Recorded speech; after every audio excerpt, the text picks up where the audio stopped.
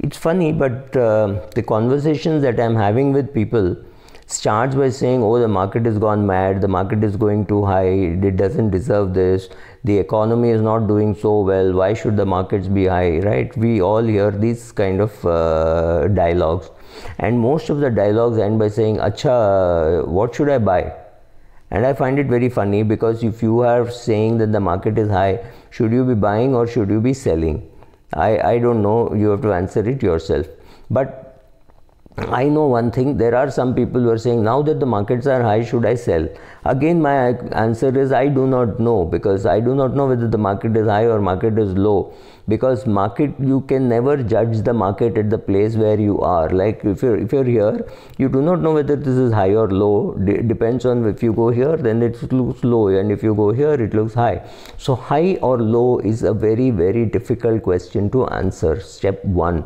Because I've seen the markets, I was invested in the markets before the index was formed, before the Sensex was formed. So which means I've seen the markets at 3000 in 2002, 2003. I've seen it go from 3 to 21, come back from 21 to 9, and go from 9 to 21. So what is high? At 3, if you were invested at 3, 6 was definitely high. So you could have sold off at 6 and said, I doubled my money and I've got out. Then you watch it go from 6 to 9, 9 to 12, 12 to 15, 15 to 18, 18 to 21, and you feel, oh my God, why did I sell?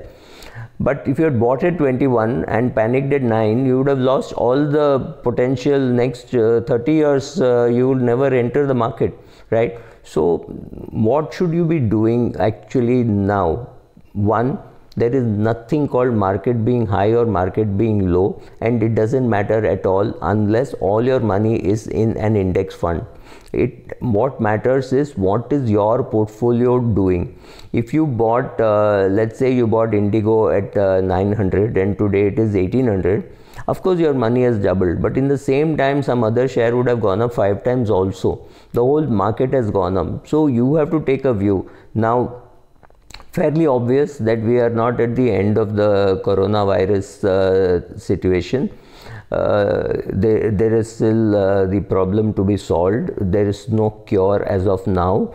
There is talk of vaccines being ready and talk of vaccines being expensive, so not everybody will have access.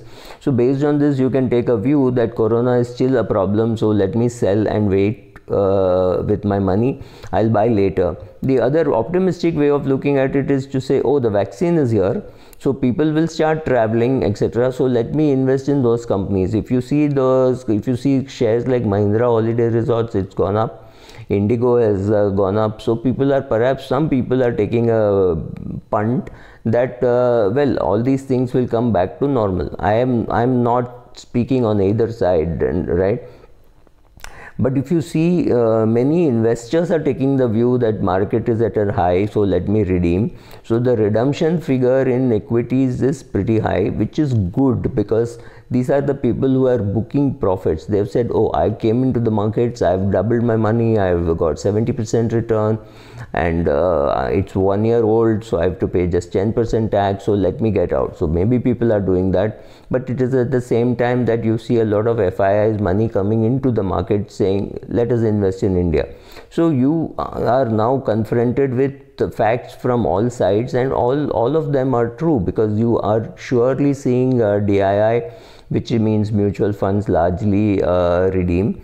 But you also see that insurance companies are not redeeming, which means they don't have too many people saying, here is my policy, please redeem. That is not really happening in a big way.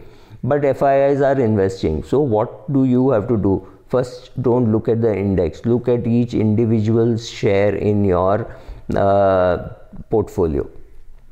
If some shares have given substantially good returns and you think that such returns may not sustain, partially you can sell off. Now what happens if you have invested in, say, in a small cap index fund, a small cap fund, and that has given you 70% return in the last 1 year, or you invested in March, you got lucky or whatever, and you've got 70% return.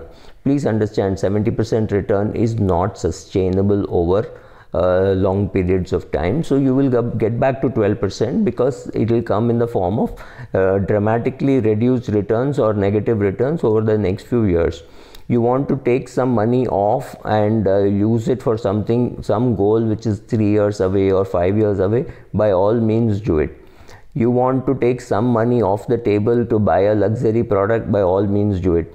You want to take some money off the table and repay some loan, even though the loan rates are low, by all means do it, because if the market falls, then you will feel, at least I have repaid the loan. Unfortunately, this is a time when people will also tell you that interest rates are at an all-time low. Why should you be repaying? Again, perfectly right. I have myself said that if somebody comes without having much investments, I would say, of course, you should repay, you should continue your EMI, but also start investing.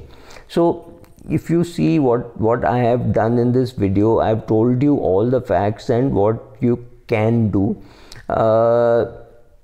And there is nothing wrong if you have doubled your money, you booked your profits, again nothing wrong. But don't assume that the market, the problem is when I tell you that the market is an all-time high, the assumption is it will come down. Not true. Because from 3,000, 4,000 was an all-time high, 5,000 was an all-time high, 6,000 was an all-time high. It just went completely unilaterally going up. It was a secular bull run. But at the same time, the FMCG and the pharma did not participate. So understand this, it does not matter what the index is, the whole market reacts to it. You will have anchors going gaga over the market being up, but what is important is what is happening to your portfolio. If you have bought a share in March and that is up 5 times, I think it's time that you at least partially book profit, because getting a share to go up 5 times, it's not very easy. And believe me, there are shares which have gone up 5 times.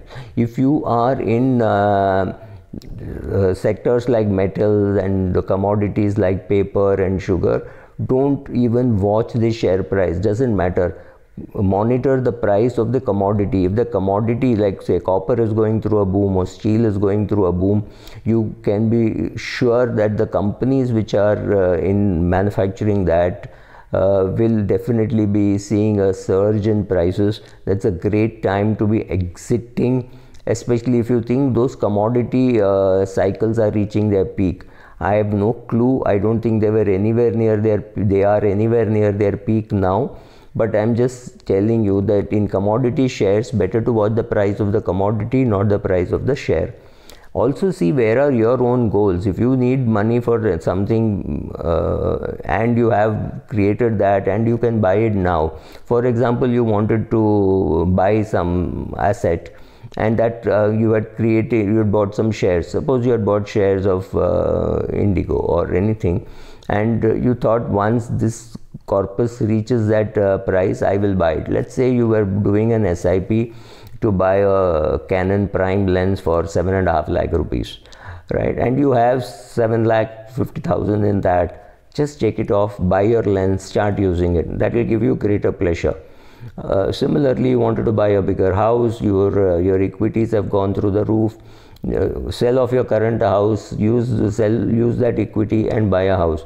I'm not suggesting anything. I'm just saying, in case you have goals for which you need to take money out, then take money out, put it into debt fund and make sure that it grows, right? Even assuming that you have a goal which is 4 years away, and you realize that if you take the money out and it grows at 7%, it will still meet your requirement. By all means, check it out, put it in a bond fund where you are expecting 5-6%, and that's it. Your goal will be met. But if your goals are 10 years away or 15 years away and you know very clearly that you don't require the money, then sit tight, continue your SIPs, continue your investments, and have the patience to sit through another fall that is also going to happen. We just do not know when, right? So there is a lot of money flowing in the world, a lot of money kept in debt at suboptimal returns. So some of the money might come here, but remember, the ease at which it came, it will also go. So be careful, learn meditation, sit tight. If you bought the good shares, if you bought the best shares, sit tight. If you don't know, consult a financial consultant. Advisor zaruri hai for people who do not know. Thank you.